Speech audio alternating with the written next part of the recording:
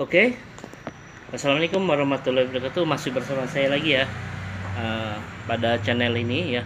Semoga channel ini tetap berkembang. Oke.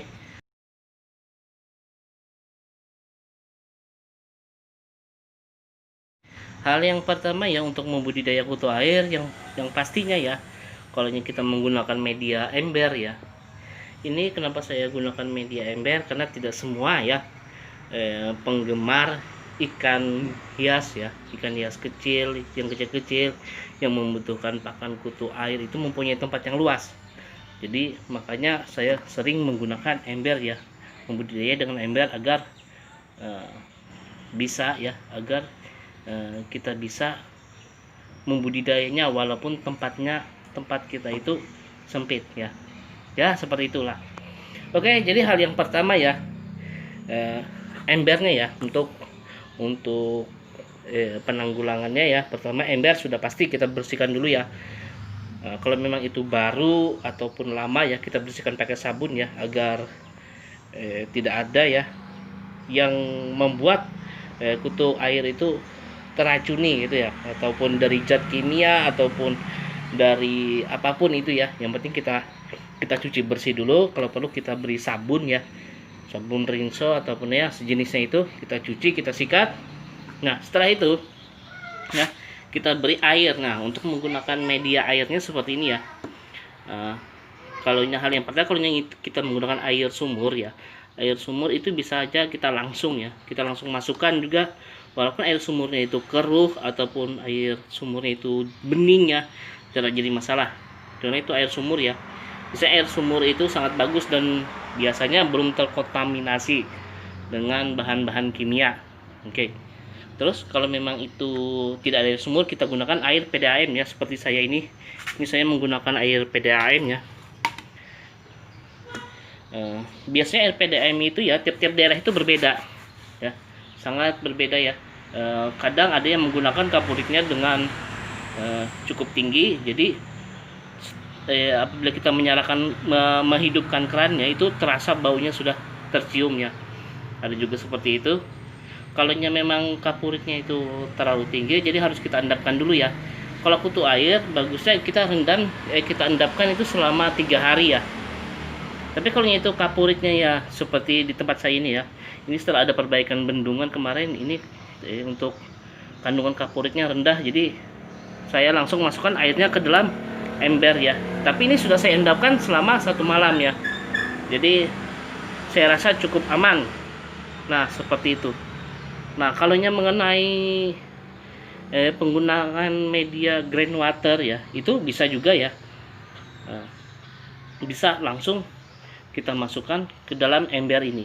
Cuma kalau menurut saya lah, untuk penggunaan groundwater ya, itu paling bagus itu bukan pada media ember seperti ini ya, tapi pada kolam ya yang cukup agak luas ya.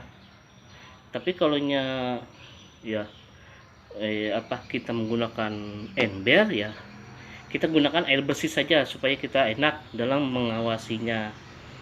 Oke, jadi seperti itu aja ya. Oke, terus yang kedua ya, karena sering di kolom komentar itu menanyakan ya mengenai penanggulangan setelah beli itu langsung dimasukkan ke sini, biasanya itu sering-sering mati ya.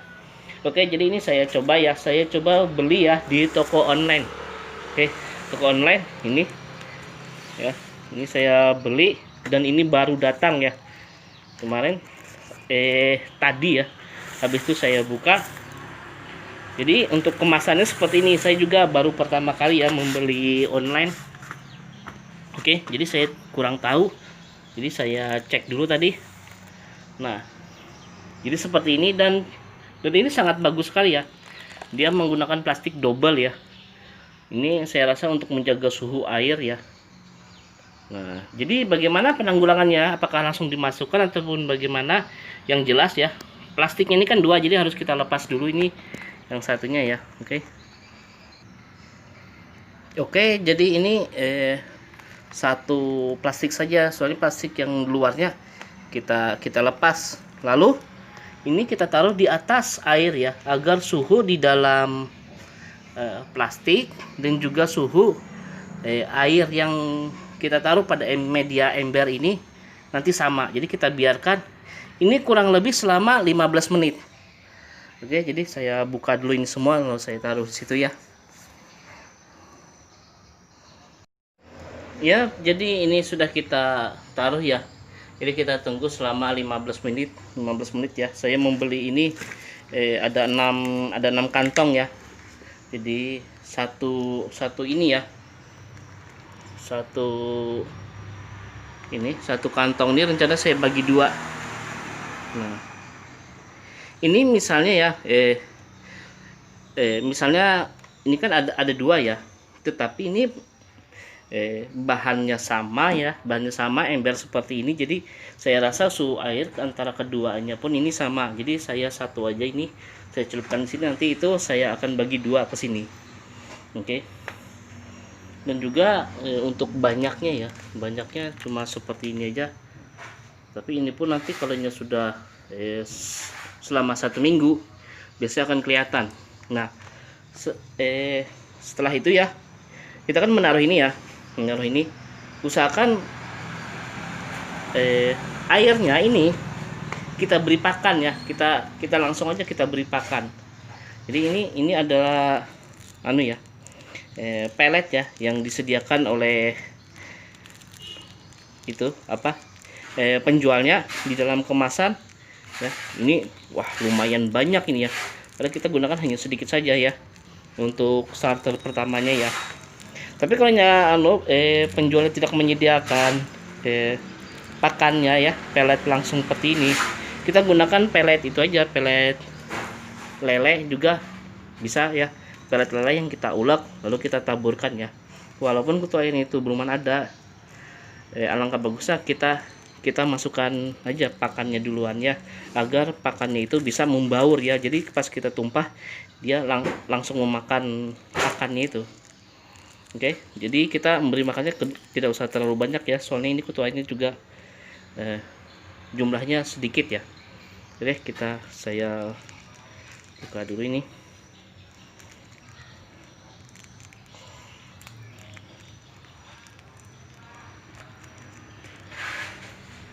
Oke, ini seberapa banyak ya? Biasanya saya memberi makannya itu, nah segini saja.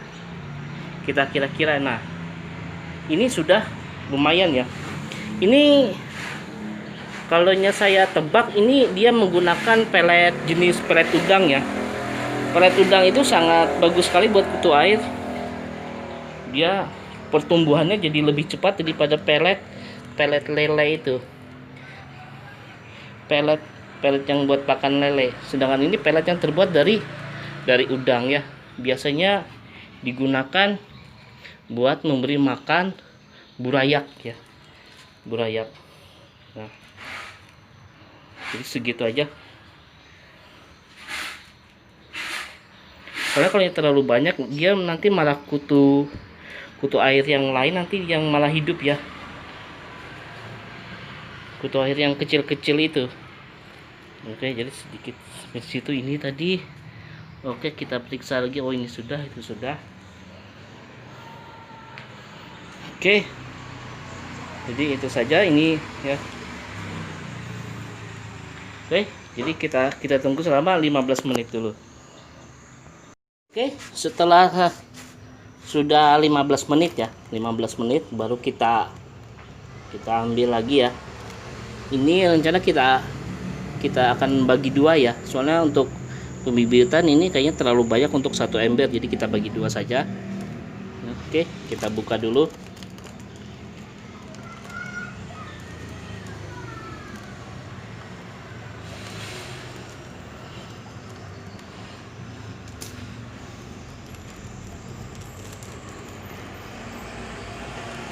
Oke, kita kira-kira saja ya, ini masuk sini. Oke, habis itu ya kayaknya susah untuk dilihat ya, soalnya masih sedikit, jadi tidak terlalu nampak dia. Oke, lalu ini kita isi air lagi ya supaya benar-benar habis. Oke, kita tumpahkan.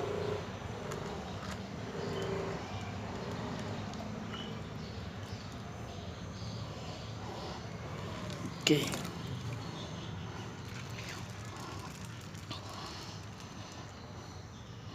Oke, jadi ini sudah kita tuang ya. Ini masih tidak terlalu kelihatan ya. Cuma biasanya lah namanya ini pengiriman jarak jauh ya. Nah, biasanya nanti ada yang sebagian yang mati, habis itu jangan langsung kita anu dulu ya. Biasa kalau kita melihatnya mati, kita lihat oh nggak ada anu kutu airnya, kita langsung kita buang. Jangan seperti itu, kita biarkan saja dulu selama 1 minggu ya, sekitar 7 hari. Kita lihat perkembangannya, apakah dia beranak pinak atau tidak ya. Cuma kalau kita sudah beri ya, ini apa namanya, pakannya tadi yang pelet dari udang ya, ini yang bawaannya dari penjualnya ini ya, ini sejenis nano ya, pelet udang yang dibuat nano. Ini biasanya perkembangannya cepat ya. Atau kalau memang tidak ada yang seperti nano, bisa juga untuk peletnya itu terbuat dari pelet udang yang biasa ya, itu juga lebih cepat, karena yang dari udang itu biasanya digunakan buat pakan burayak dan itu kandungan proteinnya lebih tinggi ya. Jadi kutu air itu cepat besar di situ. Nah, itu. Dan untuk harganya juga lumayan ya, daripada kita menggunakan pelet lele ya. Cuma kalau yang menurut saya untuk menekan biaya, bisa juga kita menggunakan pelet lele ya. Oke. Jadi seperti itu. Jadi setelah ini kita biarkan selama 7 hari. Cuma untuk pemberian pakan ya, setelah ini kita pemberian pakannya bisa kita lihat ya. Kalaunya misalnya kita beri makan kan tadi, jadi bentuk airnya seperti ini ya. Kalaunya sudah yang tergenangnya, pakan yang tergenang yang ini sudah tidak ada lagi, baru kita beri. Tapi kalau masih ada ya, kita lihat pakannya ini, jangan diberi makan dulu ya. Soalnya ini medianya cukup sedikit ya, jadi kita jangan terlalu beri makan banyak, nanti itu malah akan meracuni kutu airnya sendiri ya. Oke. Jadi seperti itu saja ya untuk pemberian pakan ya setelah menaruh kutu airnya. Oke, jadi kalau ada yang ingin ditanyakan, silahkan tulis di kolom komentar ya, ataupun saran ataupun seperti apa ya. Dan juga jangan lupa subscribe dan aktifkan tanda loncengnya ya, untuk mengikuti video selanjutnya. Oke, wassalamualaikum warahmatullahi wabarakatuh.